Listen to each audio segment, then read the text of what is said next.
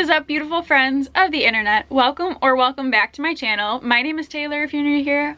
Thank you so much for watching this video. And today I have a exciting unboxing to do. It's been a while since I've done a Book Outlet unboxing, but they had such a great October sale. Book Outlet already has reasonably priced books, so when they put a sale on top of their already awesome prices, you just can't help yourself and order some books. So that's what I did during their October sale.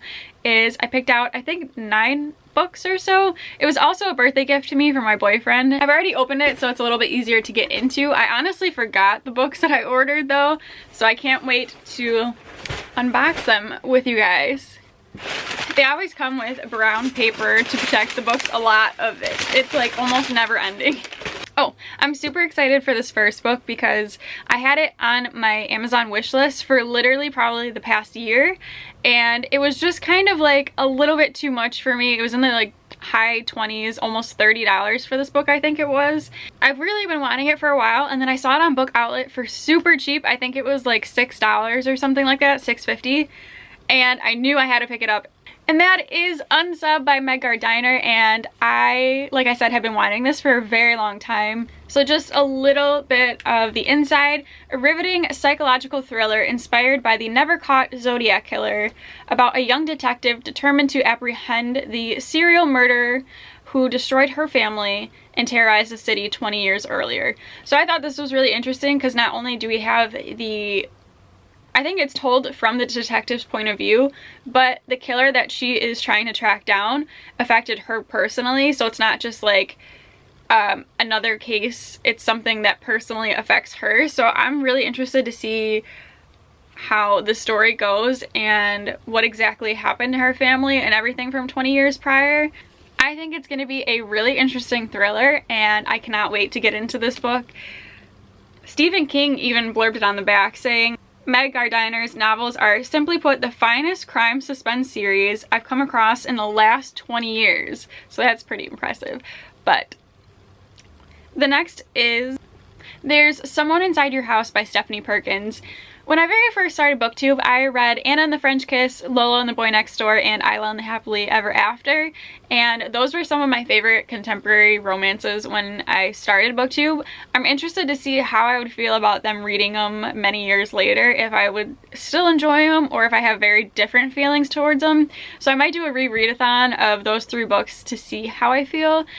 But when I saw that she had something like this, I was kind of skeptical because I didn't know if I would like her doing like a horror type story, but also very intrigued because on the back one of the blurbs is, There's Someone Inside Your House is equal parts heart-stopping horror and steamy romance. It's tons of bloody fun. So she has a romance in this book as well, of course, because it's Stephanie Perkins, but I'm interested to see if I end up liking this book or not.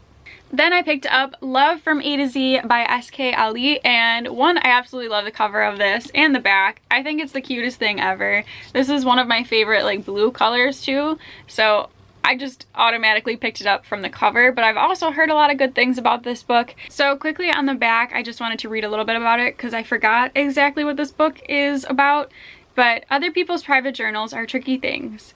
It feels strange to read them. You may even look around to see if there are witnesses to your peering and gulping reading behavior. In this case, rest assured that you are free to enjoy the thoughts of Adam and Zainab shamelessly. They have donated their diaries in the cause of love, on 3 conditions. 1, that I cut out 2 incidents, the first involving a stranger's coffee cup, misplaced that they both drank from by accident, and the second, something I cannot write about here without quaking. The other conditions are that I change their names and that I rewrite their entries in narrative form. Done, done, and done. So I'm really interested to read this book, and hopefully we'll get around to it soon. Then I picked up a book that I have been seeing a lot recently, and I was so excited when I saw that it was on the Book Outlet sale. I think it was one of like the promo pictures that they had going around, and I was like, I knew I had to take part of the sale because this is one of the books that was on it, and that is Watching You by Lisa Jewell. And first of all, I just, for some reason, really love the cover of it. I thought it was interesting, and I like the colors that they have too for it. It's just very eye-catching, and I just knew that I wanted to pick it up. Melville Heights is one of the nicest neighborhoods in Bristol, England, home to doctors and lawyers and old money academics. It's not the sort of place where people are murdered in their own kitchens, but it is the sort of place where everyone has a secret and prying eyes lurk behind every curtain. No one is who they seem, who has been murdered, and who would have wanted one of their neighbors dead. Watching you will keep you guessing until the startling revelation on the very last page. So I'm really interested to see what happens in this book and read all about it. Then I got The Crown's Fate by Evelyn Skye, and I really enjoyed the first book of this, The Crown's Game, which I think I have somewhere. Here. Oh, no, yes. So The Crown's Game is the first book, and I was absolutely intrigued and loved almost every second of this book. And I knew I had to pick up the second one to find out what's going on and what happens. I can't really say much about this because it is the sequel to The Crown's Game, but I could talk a little bit about The Crown's Game if you're interested. It's basically a really fun magical duel. Our main characters, Vika and Nikolai, are the last two enchanters in Russia, and basically they held this thing called the Crown's Game, where both of the last two enchanters will compete head-to-head against each other in their magical abilities, and whoever is the one that wins is obviously the enchanter or enchantress for Russia, and then unfortunately whoever is not the winner is sentenced to death. So it's a very intense game. You either live and become an enchanter or you die. So it's super intense, but I really loved it because it's like, it has the magical element of people competing in a game, and I don't know why, I just absolutely love that in books, especially when like magical elements are involved. So yeah, if you think a magical duel between two people, and the magical duel itself is just so different than something that I've ever read before, and I loved reading about what type of things they were going to do with their magical skills and like the games itself. So yeah, that's all about The Crown's Game, but I picked up the sequel because I have to know what's going on next with the games and everyone that's involved. Then I picked up Force of Nature by Jane Harper, and I absolutely loved The Dry by Jane Harper. Let me see if I have it close by. Yeah. I absolutely loved The Dry by Jane Harper, so I knew that I had to pick up Force of Nature because our main character in The Dry, Federal Agent Aaron Falk, is in this one. So this one, 5 colleagues are forced to go on a corporate retreat in the wilderness, and basically I know 4 come back and 1 is missing. So Aaron Falk has to find out what happens to this missing hiker and solve the mystery of what's going on.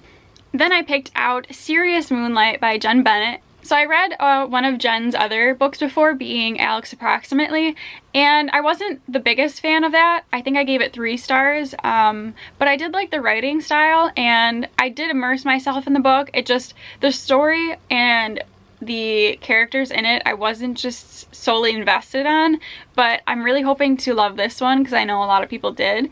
And I think it just looks so cute. So it looks like our main character, Birdie, ends up taking this graveyard shift at a historic Seattle hotel where she meets Daniel, who is working there as well, and things, I'm assuming, blossom from there. I think their story sounds really interesting, so I am curious to see how I feel about this book. I totally forgot that I put this book in my cart during the sale, but that is War Dogs by Guy Lawson. But basically the reason why I really wanted this book was because I saw the preview for War Dogs, the movie that features like Miles Teller and Jonah Hill. These are some of my top 2 favorite actors in the industry, and them in the preview just look so funny, and I really was interested in the story behind it. I wanted to read the book before I watched the movie. So basically it's a true story of how 3 stoners from Miami Beach became the most unlikely gun runners in history. Them 2 in the movie preview really sold the book to me and the movie itself, and I really wanted to read the book before I watched the movie. So I decided to pick it up and hopefully we'll enjoy it. I don't know, because this is something that I wouldn't normally pick up at all if it wasn't for Jonah Hill and Miles Teller. But I'm interested to see if I like the book and also watch the movie, and of course I think I will love the movie because again I love both of these actors, but I'm more interested to see how I feel about the book after I read it. Yeah, I don't know. We'll see how I feel about this book.